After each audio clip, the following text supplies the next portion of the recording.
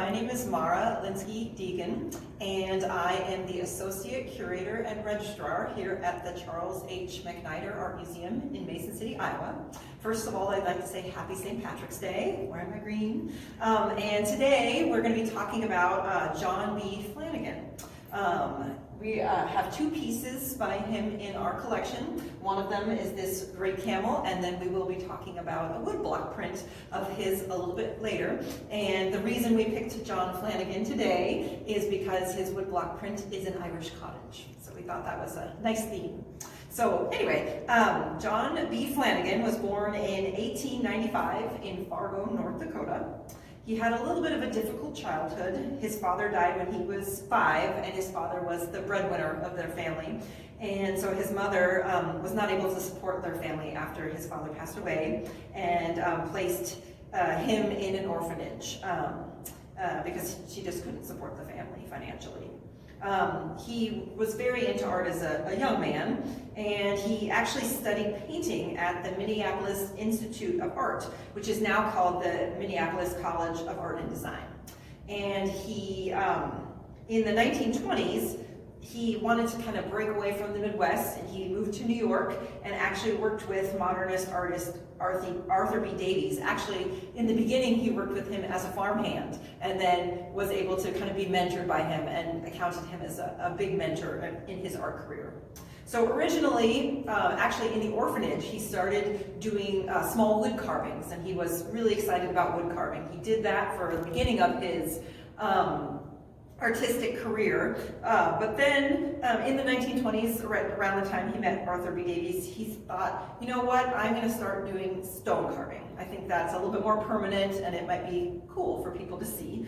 So he started, like I said, carving stone. The one problem for him was that he did not have a lot of money, and getting some of the prepared stones that were made for artists to carve from and were ready to go were a little bit hard for him to purchase. So he thought, you know what, I'm going to go out and I'm going to pick up the stones in the field. Farmers don't want them there, they move them out of the way, so I'm going to go pick up those field stones and carve from those. So that's what he did.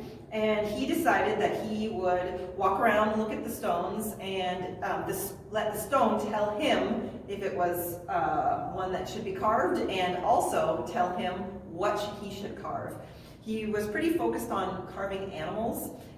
He thought it was kind of narcissistic to carve people. He did it from time to time, but he thought, you know, people want to see animals, and these stones are kind of one with nature. Well, people are a little bit with nature, animals really are. So he'd walk around, he'd find a stone, he'd look at it, turn it around in his hands, kind of look at it and think what animal would want to come out of this stone. And so he, like I said, would let the stone tell him what animal to carve. He did some of his work in the early 1930s in Ireland, and this is where he really got a lot of free stones, because he could just walk the Irish countryside looking in farmers' fields. They'd move the rocks out of the way and pile them up, and he was able to go and take them for free. People didn't care that he was taking them, so he had free media to work with. And so one like this, this is Camel. It was done approximately 1930 to 1935, and it is a field stone. So something like this, he would come up to the stone, find it, look at it, think, you know, this rock tells me that there's a camel in there somewhere. So he would then use his chisel and tools and get that camel to come forth. He was really all about working with the stone and not against it. So if there was a certain shape, like a curve, he would incorporate that into his sculptures. Yeah, he really wanted people also to not just experience art with their eyes. He wanted them to experience art by feeling it as well, and use more than just one sense. So he was all about people feeling the texture of his work, touching the different parts of it, feeling the way his chisel would carve out things, and he was all about just using lots of senses when it comes to artwork. That's why this is one piece in our collection that has been touched over the years, and you can kind of see that on the top and a little bit right here. Yeah, and let's see here. Yeah, So this is, like I said, the one piece that we have that is a sculpture by John B. Flannagan. And in just a minute here, we're going to talk about a piece that we have that is a print on paper.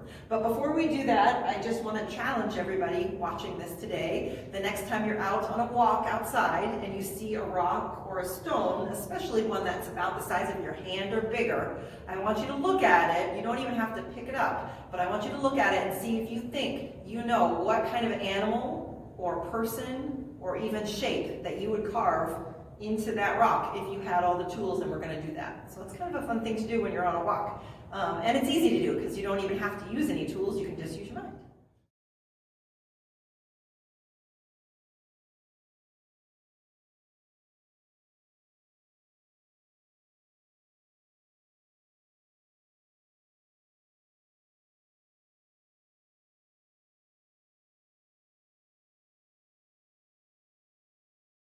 In addition to making sculptures out of fieldstone, John B. Flannagan also created prints. And the type of print he made were woodblock prints. And so if you can see this one here, again, this is kind of the reason we decided to talk about John Flannagan today, was that this is called Irish cottage.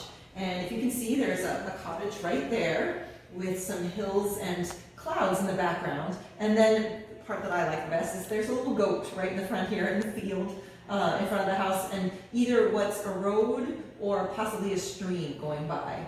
Now, when you look at this, you can kind of see how it looks almost like a stamp. And when I say stamp, I don't mean a stamp that you put on the letter. I mean like a stamp like this. This is a rubber stamp. This would have been a woodblock stamp. And a rubber stamp is a little bit easier way to make a stamp like this. With a rubber stamp, you just carve away everything here. You carve away everything that you don't want to be in the image, and then whatever's left, you can see I've inked this one already, whatever's left is on top. You put the ink on top, and then you press that down onto the paper, and I'll do that in just a minute. And this is a similar process. You take a wood block, maybe about, for this one, just about the same size as the image. The artist would go through and carve away everything he did not want to be printed, and then whatever's left would be on the top of that block. Then he'd put on the ink, and then he'd press the block into a piece of paper, and there's different ways to press it. He might have pressed it by hand or used a press to really push down, or some artists even put the block down, put the paper on top, and then take a wooden spoon, put their thumb on it, and push it down that way. So there's lots of different ways to actually get the ink on the paper, but the concept is the same for all of them. And one of the reasons that I think that John B. Flannagan probably picked woodblock printmaking was that it's pretty similar actually to wood carving, in that he had to take his block and carve away everything that he didn't want to be printed, so he had to think about what he wanted to be printed and what he wanted it to look like. There's also one kind of cool thing which I'll show you when we do our rubber stamp, which we're going to do right now. So if you notice my rubber stamp here, it's a little hard to tell with this one, but you can see the little curlicue is going off to the right-hand side, that guy right there. And then when I actually ink it up, press it against the ink, and I'm going to take my piece of paper, and I'm going to press it on the paper. Very nice. Now when I hold up my thing right here, you can see the curlicue is not going to the right anymore. Now it's going to the left. That means that everything you make on here is going to be the exact mirror, the exact opposite when you print it. Now, it's a little bit easy for something like a pumpkin because it looks cool no matter which way you do it. But for something like this, if he wants to have that goat facing the left like it is now, he would have to make sure on his block that he made the goat facing the right. And again, for things like this, you can take a little license, but if you have any words in there, that's where it gets tricky. So that's something to think about. If you ever want to try to print something and you're writing words and you want them to show up going the right way, it's always a good idea to make them going the wrong way first. And that is all we have today about John B. Flannagan. If you do want to know some more about him, he does have some pieces in the Smithsonian Institute. So if you go on to the internet with your parents' permission and you look up John B. Flannagan, you can find some more images of some of his pieces, or you can also go on to the Smithsonian website and look up John B. Flannagan, and you can see some of the cool pieces they have in their collection, which are kind of similar to ours. Have a great day.